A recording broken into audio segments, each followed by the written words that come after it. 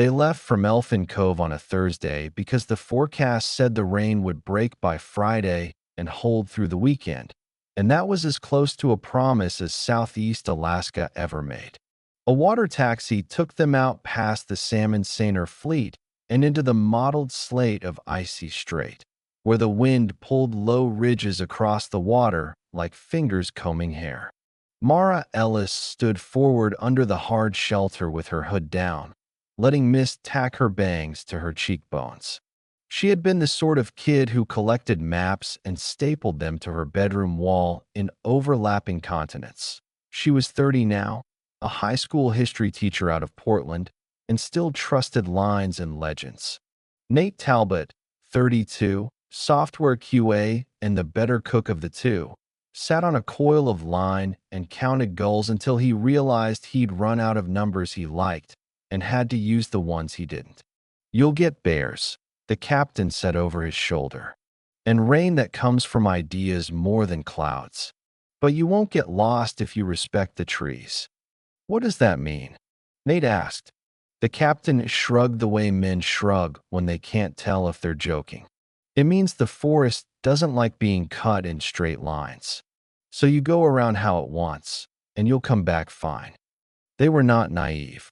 They had rented a bear canister and a rented shotgun, double-stuffed dry bags, redundant fire starters, and a PLB they promised each other not to touch except for the kind of emergency that ends up in a paragraph with the word fatal in it. They weren't climbing anything. They wanted to walk. Sitka spruce, yellow cedar, the long zipper of shore. Call it a clean out of the lungs after too many months lived under air conditioning. The water taxi nosed into a bight of shoreline north of Port Althorpe, a pocket beach framed by root-wrinkled spruce and the gray shoulders of alder. The tide clawed at stones without enthusiasm. The captain idled down and bumped the bow to a rock where the forest invited them in with the politeness of an old door. "Back in here Monday noonish," he said. "If weather's nonsense, I'll be late. If weather's poetry, I'll be early." Mara laughed because it was easier than saying the truth lodged behind her teeth. "Don't forget us." They stepped into a world with a texture she had only imagined. Salal leaves waxed with spider silk, cedar bark stringy as rope, ground that gave like bread. Their plan was simple. 2 nights north along the shore, 1 night inland at a small lake reached by an unmaintained trail, then back south in a bow to the pickup. Southeast Alaska allowed these sorts of plans during a certain sort of summer. Hopeful, realistic, written in pencil. They moved through it well. Nate had a knack for reading slope, where the ground had made up its mind to be water or rock, and where it had not. Mara could smell the difference between old rot and the sort that would turn your ankle if you trusted it. They were a good pair under trees. On the first night, they camped on a shelf above a cobble beach and listened to the tide talk about leaving and not leaving. At dawn, the clouds hung low, but the rain held somewhere else. The inland trail on day 2 was less a line than a suggestion. Game had used it more recently than people. It cut through a stand of second-growth spruce hard enough to turn the air into a cathedral of gray pillars. At the crest of a low rise, the path passed a yellow cedar that seemed older than the rest by a century and a half. Bark hanging in long, soft ribbons, roots clamping stone like a hand around a wrist. The trunk was scarred in a way you could read if you knew how. Thin, shallow cuts that had once bled pitch, old culturally modified marks that had healed back in ripples. Mara touched her fingers to the old scars, and then put them to her throat and smiled.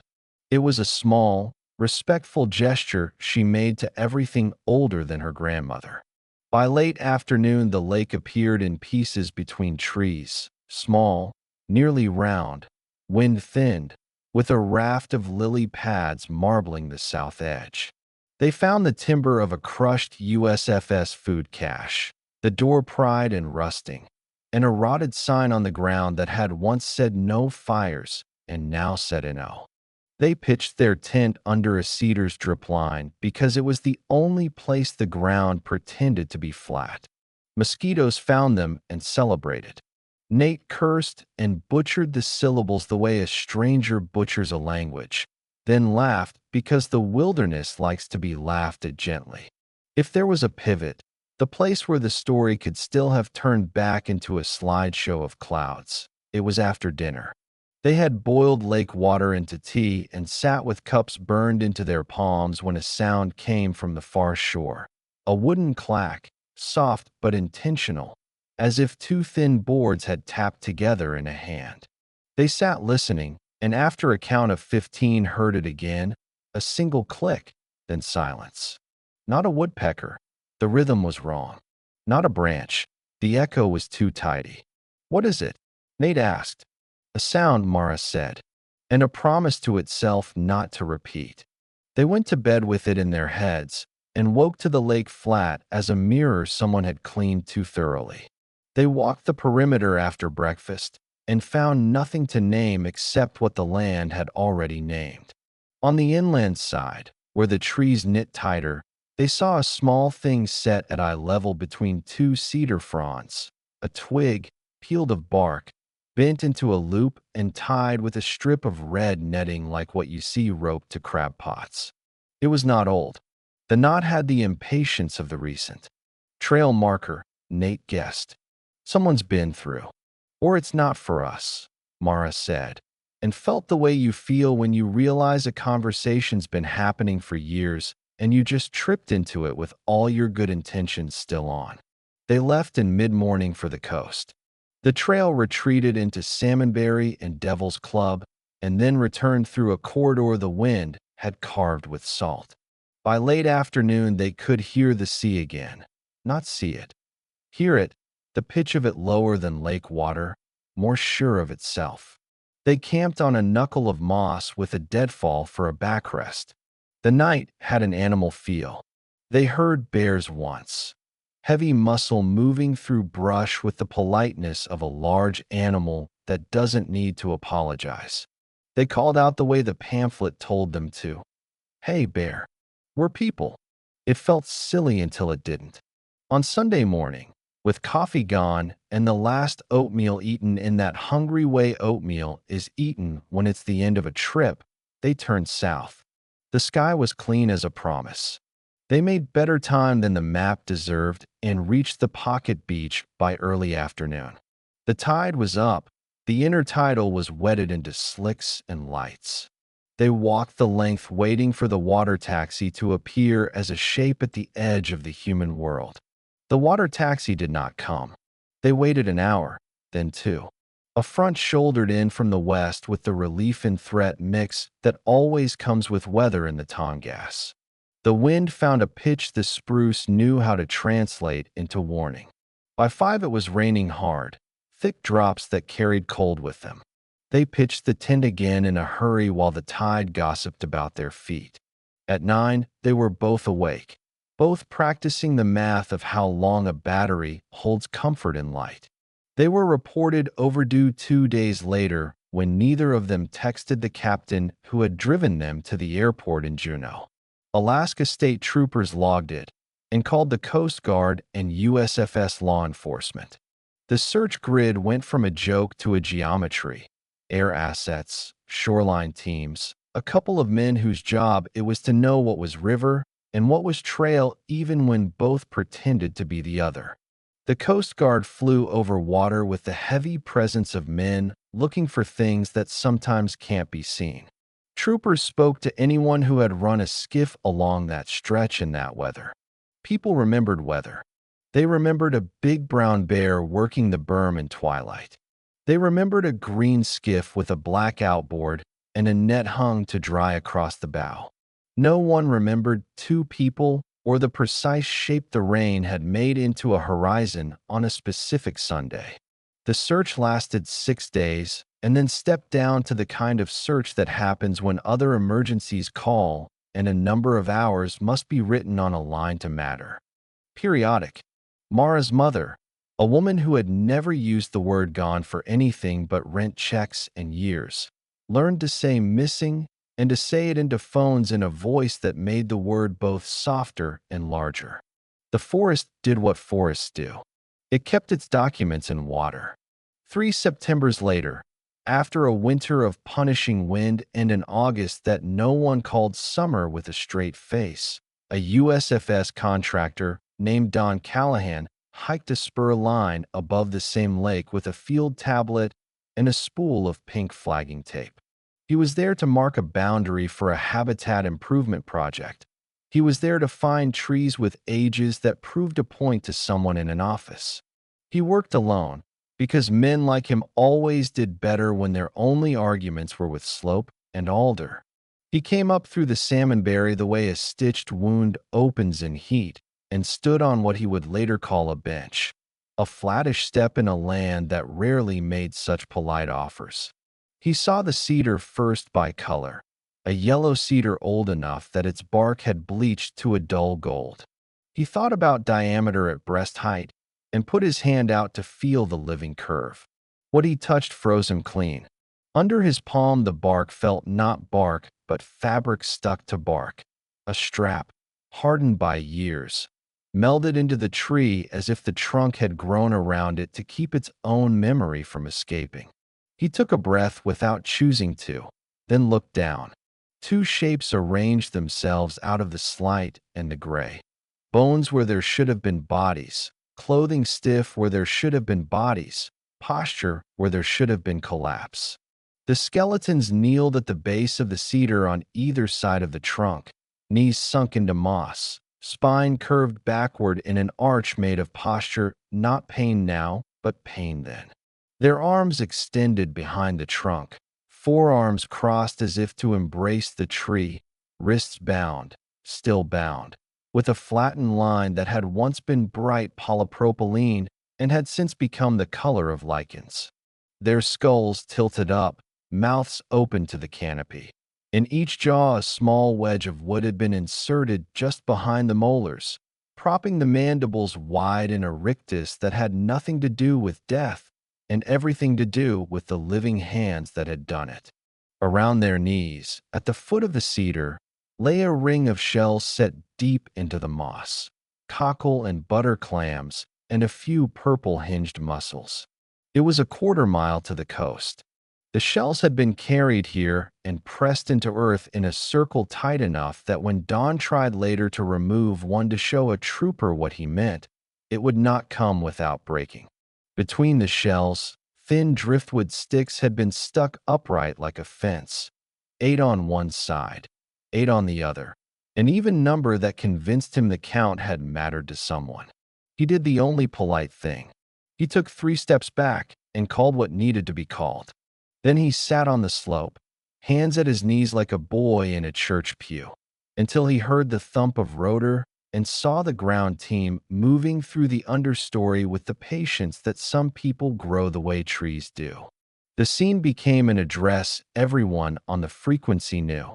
The troopers and USFS LE officers treated it as if any other scene had ever been like it. They set tape because tape makes order. They photographed a circumference that had been waiting for the lens. They kept a log that did not know what to call the way light fell through cedar boughs onto the white ellipse of skull. Dr. Inga Svensson flew in 2 days later from Anchorage with a forensic anthropology kit and an expression that had more fatigue in it than the flight required. She looked at the hands the longest. There was rope abrasion around the distal radii. There were post-mortem rodent marks on 2 phalanges of the left hand of the skeleton on the west side. She did not say the word ritual. She did not say the word pose. She said what there was to say. Articulated remains, paramatum, ligature. When someone asked about cause of death, she said, "We can't put death on a scale and weigh it for you. We can tell you about the rope. We can tell you what is not here. No evidence of ballistic or sharp force trauma on the bones we have. Hyoid. No. Laryngeal cartilage never wanted to be helpful. One detail had the virtue of being a clue that resembled a clue and not a riddle. The rope. It was synthetic marine line, blue with a black tracer, 8 millimeters, the kind common to gillnetters in the region. The knots, still readable after years under rain, were functional and plain. Two half hitches, then another, no flourish. One end had been melted with heat until the polymer had bubbled, then flattened against itself while hot. The kind of finish you get when you do a job on a boat and want it done once.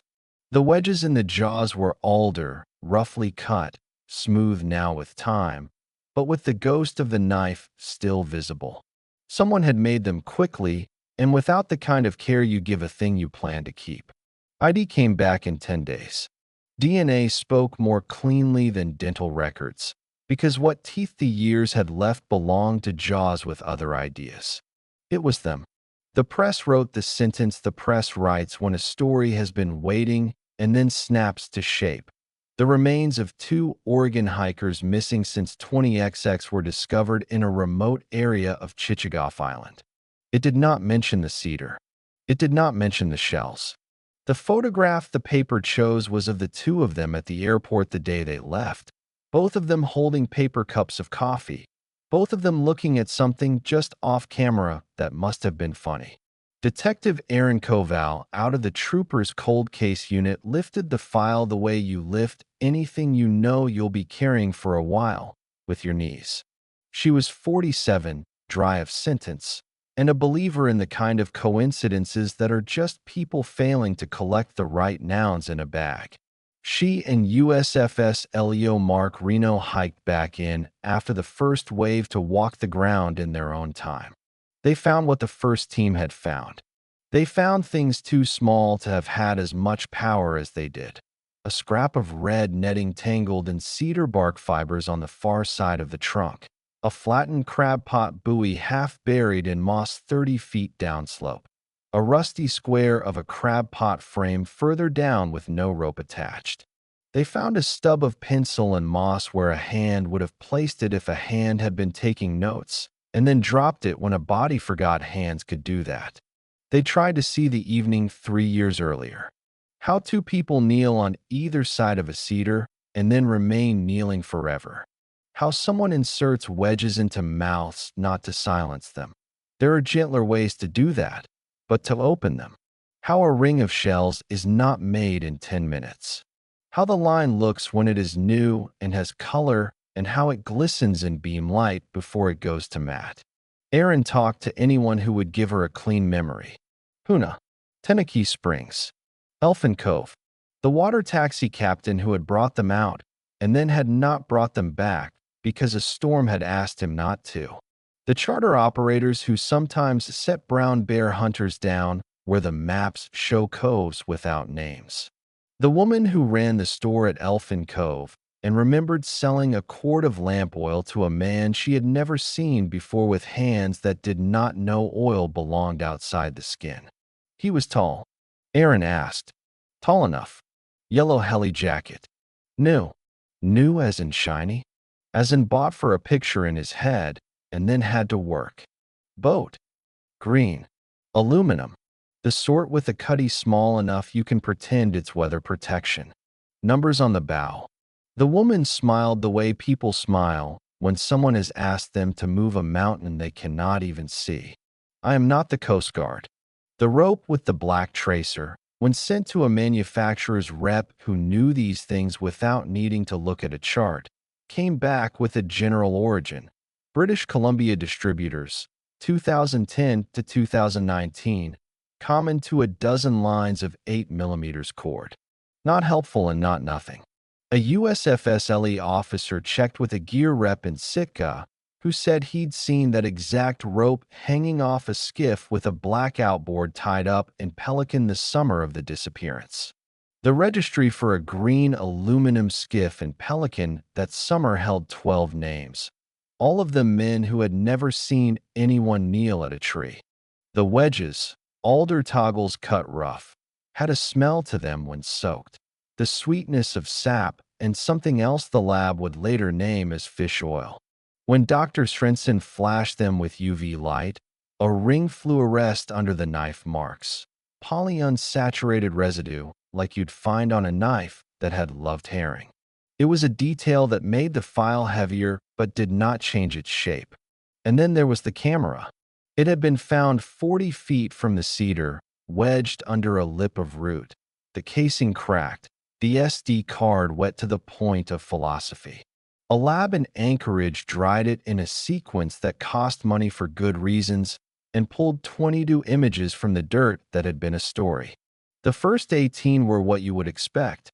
Nate holding up a salmonberry the size of an egg to the lens, Mara pointing at a cedar scar and explaining, without sound, a century of forest to a black rectangle.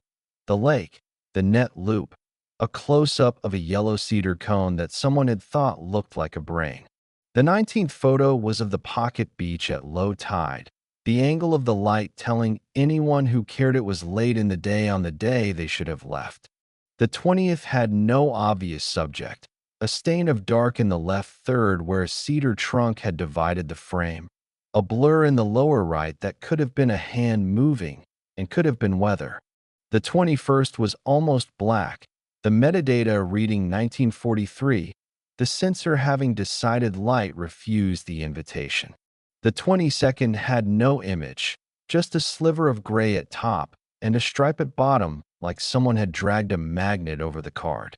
Erin printed the 19th, the one with the stain and the blur, and taped it above her desk because detectives are creatures of superstition whether they admit it or not. She circled the blur once, not because she thought it meant anything, but because the act of circling a thing sometimes convinces your head to keep looking.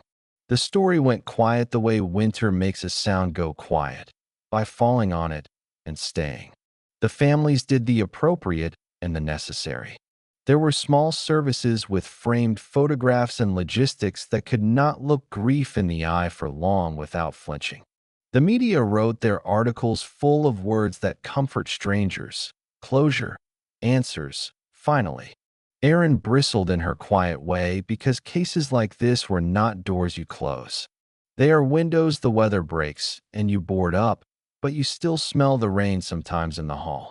Spring came with more light than mouths knew what to do with, and the kind of thaw that turns trails into conversations you cannot follow without boots tall enough to be impolite.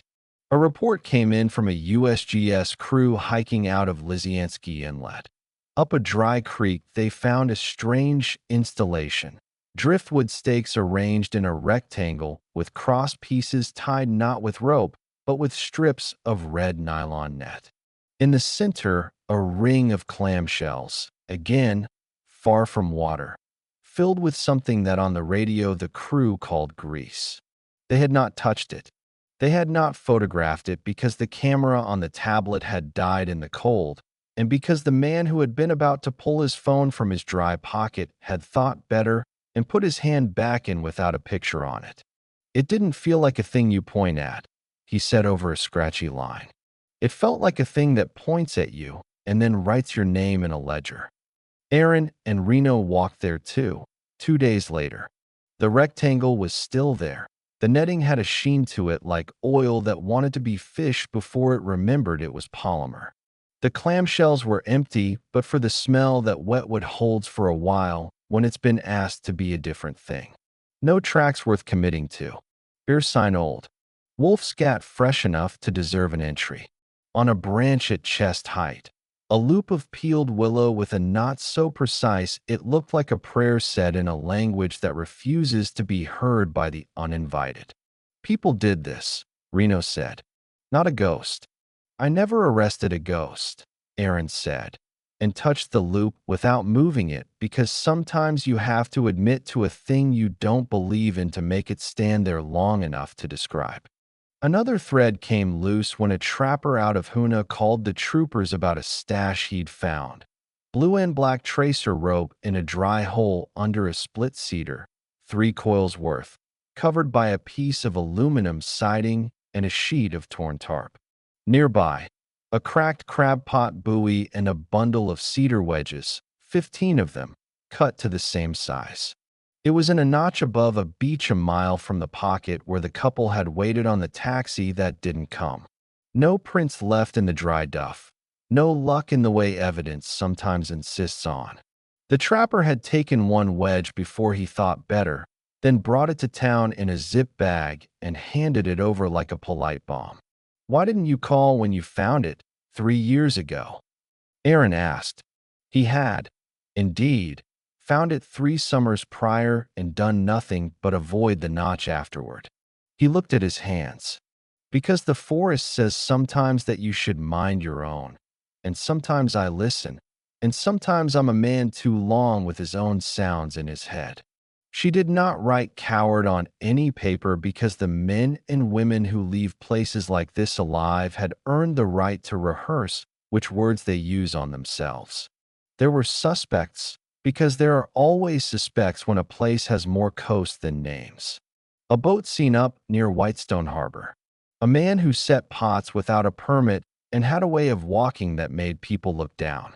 A group of young seasonal workers who played freaky in town because they were young and the rain needed somewhere else to fall.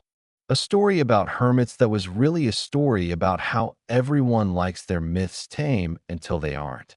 No one matched the rope. No one knew anything about toggles and jaws. No one admitted to the shells. The coroner's report returned with a page full of cants and a paragraph that said, cleanly, hypothermia could not be excluded, exposure could not be excluded, ligature restraint paramotum, but not necessarily lethal. In a margin someone had written, small script that human hands could still hold. They were made to look up. Aaron went back alone once, not to measure, but to listen.